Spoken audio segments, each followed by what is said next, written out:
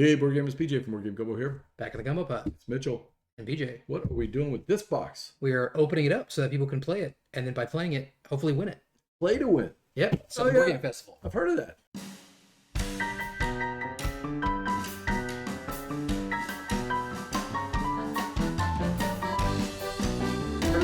We do that every year at Southern Board Game Fest. We got a whole pile of games for the Saturday and Sunday. I guess theoretically we'll have them out for Friday to start winning them for Saturday. Right. Yeah. So you'll be able to get a little if you come on Friday night, some early access to those play to wins for Saturday. Our first year having an open day on that Friday. But sometimes we just kind of do some open gaming. But this is so we always go to the venue to set up, and then kind of the volunteers just play a little bit. But this time, you guys, everybody can be part of it. Come, you know? Yeah. And actually, we have a tournament on Friday night. We might have some other events on Friday night, right? Unmatched tournament for sure, and then kind of breaking news here. One of our vendors, Anubis, is going to be sponsoring a dice throwing tournament with some prizes, I believe. Friday night? But we haven't nailed down when it will be, so we're figuring that out. So it might be Friday. I thought that was going to be the what's the big game where they play the hidden rolls and all that Coalition? Blood on the Clock Tower. I thought somebody was trying to set that up. Someone did set that up. I don't remember when it's scheduled for, though. We'll have to check and see. Look on tabletop events. All those events are listed. There's a lot of them. None of that is related to Doomlings. Yeah. But from Doomlings LLC, who has sent us a bunch of copies. 4 copies, I think. They're a big supporter. Thank you. Thank you for that. This is a card game, which actually I've played. In full honesty, I was not expecting to like this game. Yeah. So and I did. I actually liked it. Our mutual friend Lainey was, I think, an original backer of this, and so it's kind of been going around our game group, and she was just such a big fan of it that I was like, I gotta go see what this is about. Yeah, it's a fun little. The base version of the game, I was like, okay, man, you know, like we've seen this a million times, and then you start adding in all the different expansions, and it's very clever. So these guys, you know. Hey, kudos to them. They have the first idea, and as they keep iterating and they keep adding these expansions, it just makes it more fun. So Ian's a big fan of it. Yeah, Ian has it as well. I know it's doing really well, like in the big box stores. Like you can get it at Walmart and Target and stuff. So I'm impressed. Yeah, it's much better than I thought, and we'll have it as a play to win. But let's crack it open and see what's inside the box. Yep, lots and lots of cards, if I recall. It's been a minute since I played it. So it's like it's the end of the world, and you're trying to score as many points before the world ends, right? Exactly. And they have these little cute characters, and I remember the artwork is funny. Yeah, like little holographic cards. Very good production on those. I remember that. And if I remember, this box is plenty big enough to add all the expansions that you want. Wow, that's a lot of cards. There's the rule book. It's typical of your big store, card games going to have a rule book like this. And we've been talking about looking under there. I feel like I got to look under there. You better double check it. I think it's okay. Yeah. But as you can see, they have plenty of room to put all the expansions in if you start getting rid of these inserts. Future Doomlings. Yep. See? We got good play rates. Always a good thing whenever we have those in a game. All right. So you take your turn. You'll play a trait from your hand face up in front of you. And if there's an effect, you play it.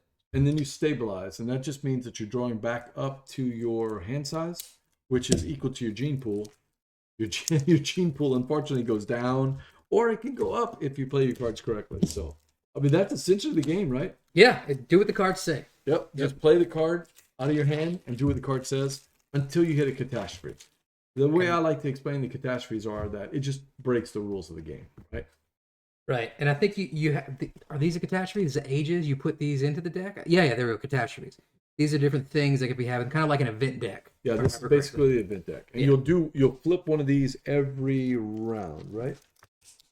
I don't remember that. I thought it was whenever a certain card came up, maybe. But I could be wrong. Oh, it's been a while now. I don't remember now. Move first player position 1 left, adjust the gene pools for the catastrophe, follow the effect in turn order. It's the third and final catastrophe. Solve traits of the world's end. This is starting to come back to me.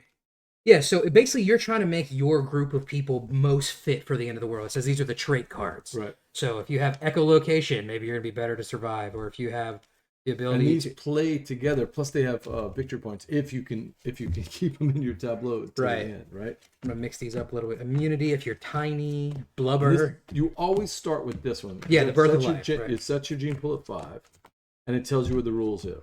Play a trait each turn, stabilize the end of the turn. And then things can change that, though, right? Like, that's just kind of your starting one, if I remember correctly. This one says, ignore all trait actions. You may only place traits with base value of 3 or lower. So now we're getting down to the less And I think each of these suits, I guess you could say, are like different. Like this one, they have the ability of flatulence, and it gets them points. It's different types of traits that your Doomlings can have. Man, am I wrong on that? I thought you put it out every round, but maybe not. It has been a while. Looks like we got a nice little shiny holographic promo, a wild card. So it did come with a promo card? Yep. First player is left the dealer. To begin, the first player flips the Birth of Life. That simply sets the game. Then everybody takes a turn. Once all turns are taken, the first player flips the next age card. So I was wrong. Okay, it's every round. It's not every turn. It's every round. You know what game has that flipping? It's that, and I love that part about it, is Moon Colony Bloodbath. Yeah. Oh, yeah. I mean, just changing the rules on you. Yep. Until you get to a catastrophe. When a catastrophe is flipped, so not all of these are catastrophes. No, yeah, these are just regular. Yeah. Then all players permanently apply the gene pool effect, whatever it says on the catastrophe card. Follow the secondary effect if there's one, and then when there's the third catastrophe that comes out, that's the end of the world.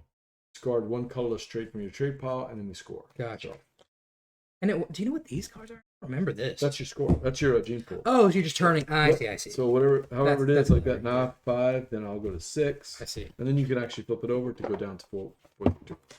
Yep. It's just 5 different gene pools for the 5, or 6 different gene pools for the 6 players. Super easy. Just kind of reminds me a little bit of almost a Munchkin. You're not battling, but you kind of just goofy things doing what the cards are saying. But it doesn't last forever. Right. Yeah. I don't think there's a playtime on here, but it's quick. No. And like I said, the base game, fun.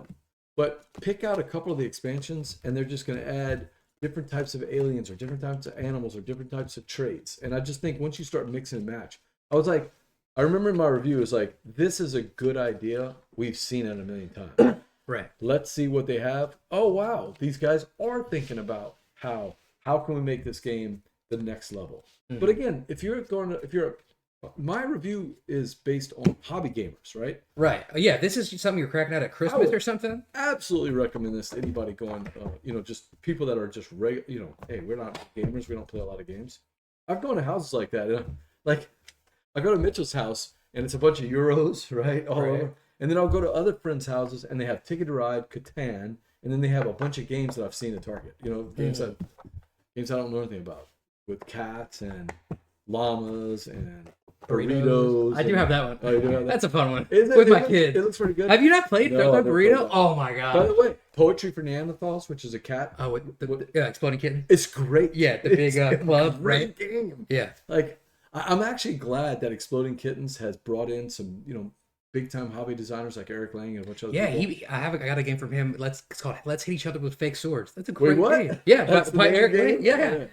No, I like the fact that they brought in these people and they're saying, hey, we're going to make these mass market games with 3 rules, but we're going to make them fun. Yeah. We're going to make them a lot of fun.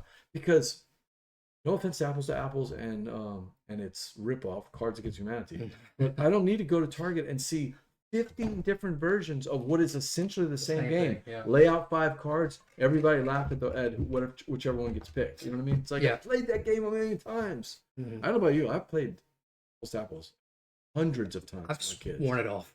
Like I got tired of it a long time ago. This was 15 or 20 years ago. We played it forever. So that was good. We played a lot on campouts too, because perfect game. Throwing cards on a blanket. Right.